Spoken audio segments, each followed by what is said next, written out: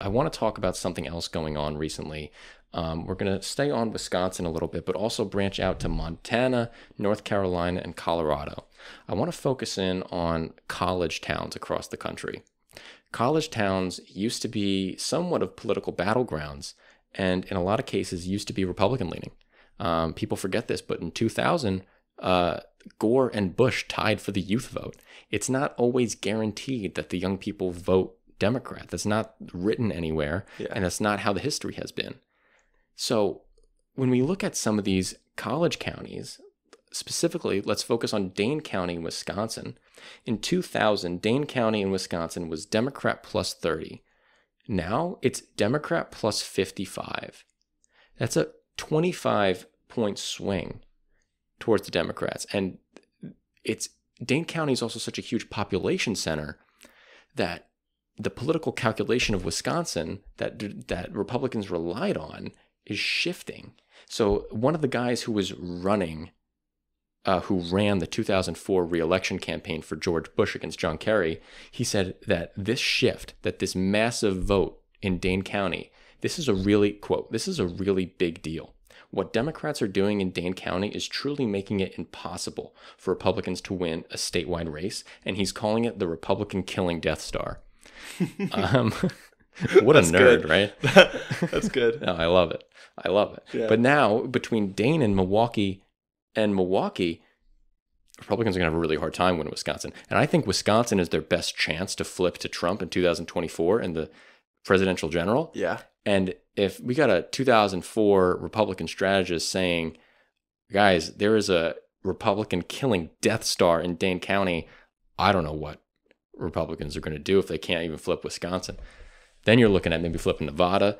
You're looking at flipping, then you go to Michigan, Pennsylvania, but that's already really hard. I think Pennsylvania and Michigan will vote to the left of Wisconsin in every circumstance. Yeah, I mean, I don't even know where else, like besides Texas, like where else to even consider. Yeah. Yeah. So I don't know. Now, but this isn't just a Wisconsin thing. So now I want to take you guys to Gallatin, Montana, which I promise will probably be the only time you hear about Gallatin, Montana on a podcast this year. It voted basically plus 30 Republican in 2000. In 2020, it voted plus 4 Democrat. This is a massive shift among the college educated. It's a massive shift among the young. And these are also growing population hubs. Yeah. And that's what's so scary for these Republicans. You're losing massively populous counties that you used to win. Yeah. Do you know what college is in Gallatin? I don't know what college is in Gallatin. Looks like Montana State University. I do know there's a lot of influx of students from around the country going there now. Okay. And it's also becoming a tech hub. Oh. It's becoming a tech hub. Interesting. Mm-hmm. Okay. I mean, when I think about college-aged voters or people in their mid-20s, to me, like, still, the Dobbs decision must just ring so loudly in their memories, right? Yeah. Like but this isn't counting 2022 data. This is only 2020 data. This is all pre-Dobbs. This is only 2020. So it's just Trump? It's just, but it's even more than that, because we saw a massive spike when we get to Obama, right? Okay. So Gallatin voted for Obama in Democrat plus 4, but then it swung back to Romney, and then it was even with Trump and Hillary, and then it went Biden. So there's a general upward trend. Obama bucked that trend by boosting all college-age kids to go vote. But now it looks like it's just a general trend. Another county. Buncombe County, North Carolina, used to be Republican plus 10. Now it's about Democrat plus 12. Then we have Larimer County over in Colorado, used to be Republican plus 15. Now it's Democrat plus 15. I mean, what's happening? What is happening? Why are the kids pushing so far to the Democratic Party? I think it's social issues. I think our society has changed. It's become more open, and the Republicans have become more nativist. They've become more reactionary. True. But now let's get off the social issues. Is there an economic basis to this? Is there a material reason that kids are voting more Democratic? Possibly, as far as the cost of a house. Right. That's the main thing that comes to my mind. But besides that, I don't know if there are any material changes. And I also don't know why would you blame the rising cost of a house on either party? That is the failure of media, right? Like, to blame rising costs on any party is stupid. It's super tied to interest rates. Yeah. It's like totally out of political control. And just supply and demand. Yeah. Like, neither party has done a good enough job at supporting the development of new housing, which is what has driven that price up. Yeah, there's some arguments that Democrats would be more in favor of building more affordable housing, but that doesn't mean they actually do build more affordable housing. Exactly. But I think, and I also think that there's been some movement among younger voters that actually see the damage done by reactionary forces. And I think that, like, they respect that more. They actually saw how bad the Trump presidency was, and they then appreciated, like, okay, we really need to get voting. I see. So you see the Trump presidency as reactionary. I see the Trump presidency as generally, I view the Trump presidency as a last gasp of a white majority scared of losing its power. That's how I view the Trump presidency. Okay. And that's not popular. It's an evangelical-based movement. The base of the Republican Party is very, very religious, which is not a bad thing. I'm a very religious guy. But when you start mixing that with politics, it becomes a nightmare. And it puts a sour taste. It's alienating. It's very alienating. Yeah. It's very alienating to a group of people who are very open.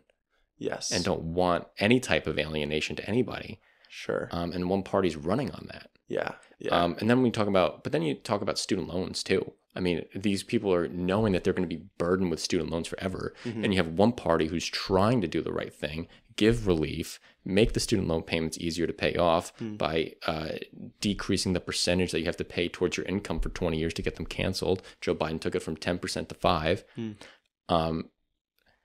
So why would a young person vote Republican? That's a genuine question I have. Yeah. What is the Republican Party offering a younger, middle-aged person? What are they offering you? Democrats are offering you easier time paying off your student debt.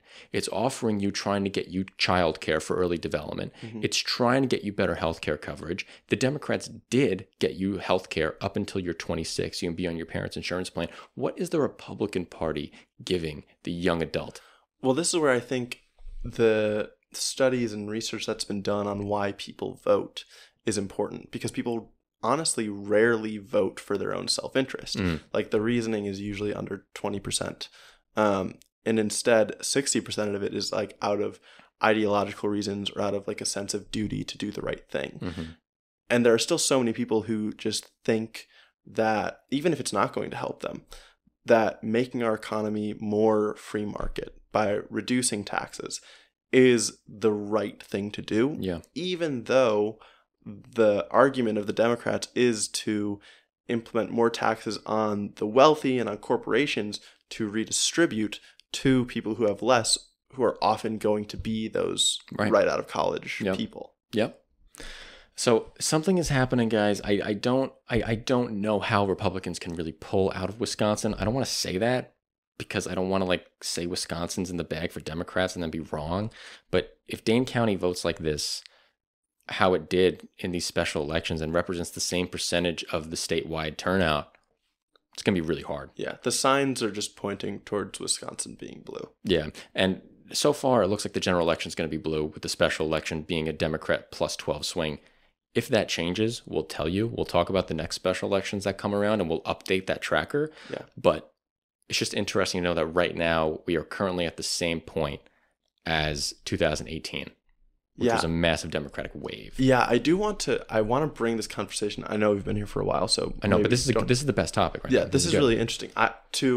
Does this support the idea of kind of trying to put the most milquetoast candidate the Democrats have out there, or at least in this environment? Like, as long as you are being driven by not only Trump, but even you look at a DeSantis, and it's an incredibly evangelical. We have to talk about DeSantis, a lot, because a lot happened with him. But I'm just saying, like, is it a good strategy to put out someone who doesn't evoke too much, someone who is kind of straight down the center as far as a candidate, right? Because we're talking about this Democratic turnout coming because of fear of the Republican Party. And I was thinking, even like as we're saying, this is a trend that we've kind of seen since 2000.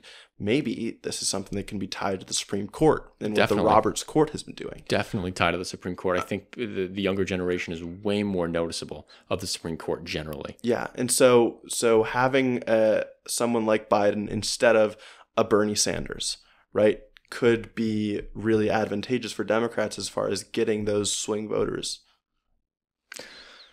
It's a hard question. I think Bernie would have done better in 2016 than Hillary. I think if you ask the general population, I think they had a higher favorability of Bernie.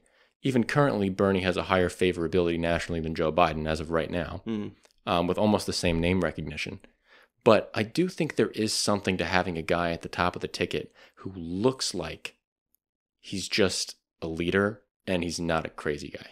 Like there's something about having someone at the top of the ticket who looks like he's just going to be a steady hand of the party and not an activist pulling the party. Yeah. That just makes it more appealing. He's not a fiery ideologue. Right. And there's something appealing about that. There's no doubt.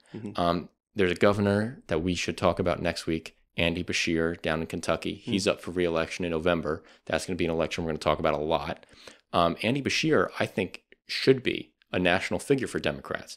He's a Democrat. He's the governor of Kentucky. He has a 50% approval rating, and 50% of Republicans approve of him in Kentucky. Wow. Andy Beshear is also pro-trans rights. He's pro-gay, and he actually leads a fairly democratic administration in Kentucky while still having popularity. And I think it's because of his moderate bona fides and his moderate reputation, where he's able to appoint people to do the right things. But when he gets on TV, he doesn't look like somebody who's going to raise the red flag and, lead a Bolshevik revolution. Yeah, exactly. Not that Bernie Sanders would ever lead a Bolshevik revolution, but no. But that's his Bernie. vibe. That's his vibe, and I love Bernie. I'm a Bernie guy. I campaigned hard for Bernie. You know that. Yeah. But I do think there is something to have a moderate at the top of the ticket. Yeah. Down ticket, I will always be for progressive running in a house or something, unless it's like a super tight toss-up state. Well, it's just not scary. Right, it's just not scary. And so, like, it's safe to have the moderate Democrat win because they're gonna evoke less fear in the voter base than a MAGA Republican, right? For sure. And there's more to this. It can't be too moderate. I think there is actually a very tangible difference between a Joe Biden and a Michael Bloomberg winning the Democratic primary, right? Well, the thing is, Biden isn't actually really moderate, right. But it's the vibe, yeah. Like versus you can have someone with a Bernie or an AOC type vibe in those heavily blue districts, and I want them there. Yeah, but dial it down when you're on the national stage. I totally agree. Yeah, I totally agree. Yeah, totally. Okay.